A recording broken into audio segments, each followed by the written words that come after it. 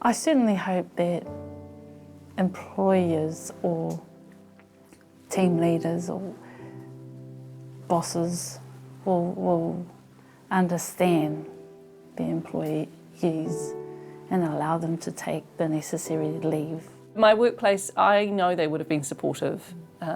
They are supportive of mothers. They were supportive of me when they heard about te rerehua. My bosses said the most beautiful and supportive things and did everything they could to ensure that I knew that I could take the time that I needed. So I know that if I'd told them, I'm pretty sure I would have had some good support there. I was really lucky, and I know that a lot of women don't have that at their workplace, don't choose to tell people, and that's that really hard thing. I must have been 9 weeks and had the scan, and that's why I told my work. And also just a little bit lackadaisical because I'd had 2 kids, and so, yeah, I was lucky that I had understanding male bosses. I'm going to give them big points for that. Yeah.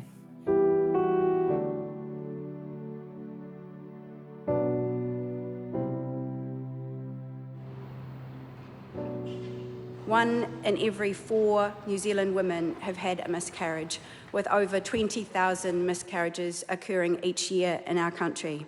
My bill proposes a simple change that allows existing bereavement leave to be automatically made available for those who have had a miscarriage or stillbirth. So the Holidays Bereavement for Miscarriage Amendment Bill makes it clear that you're entitled to 3 days bereavement leave.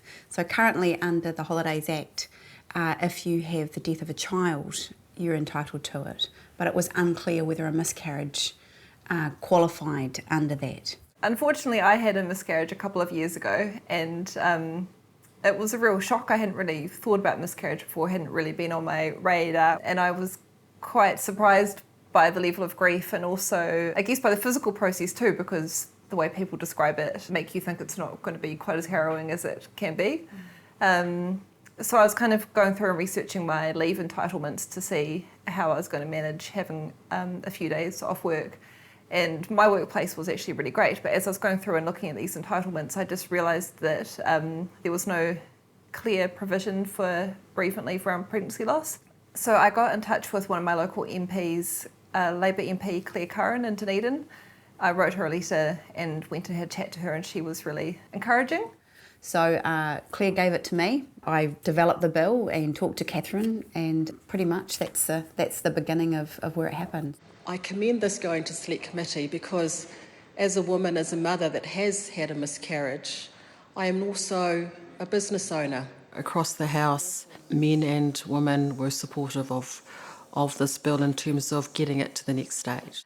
It was really good to sit and listen to the other contributions made from other MPs and other women who I didn't realise had gone through this, and it highlighted the fact that what we can do as a society to sort of help support the woman and her husband through this is a good thing.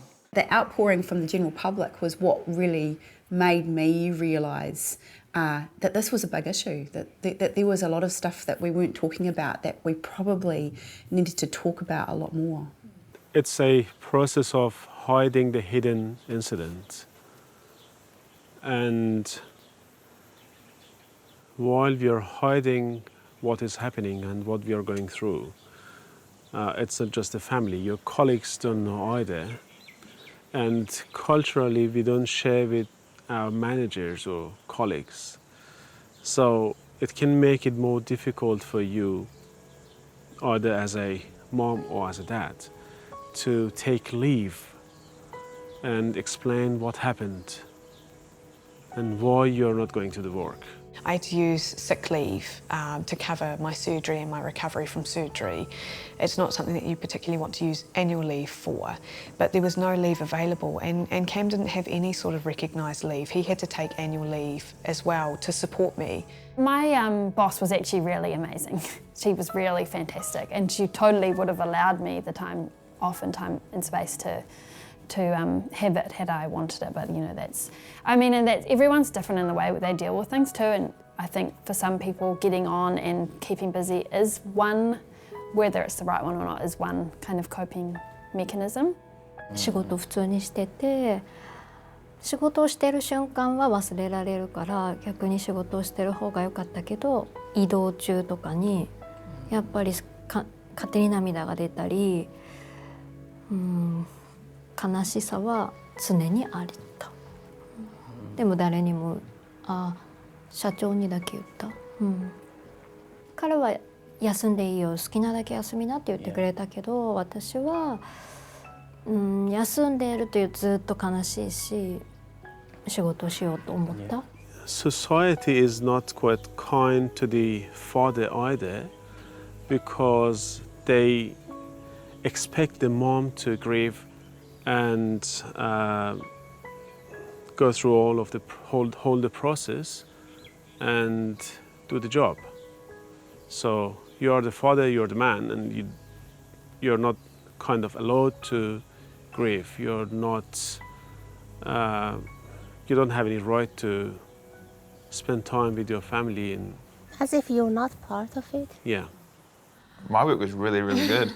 Yeah. Yeah, they were real good. I had, I think, 2 or 3 days off straight away, and her mum came down and I was back to work. They said if you ever need to go home, just go home. Yeah, they're really good, yeah. Yeah, my work was amazing as well. They're just really supportive if I needed anything. My boss was, if you need to take more days off, if you need to go home, if you need to just go for a walk, just do it. He was, really, really good. Yeah, and they sent me some beautiful flowers too.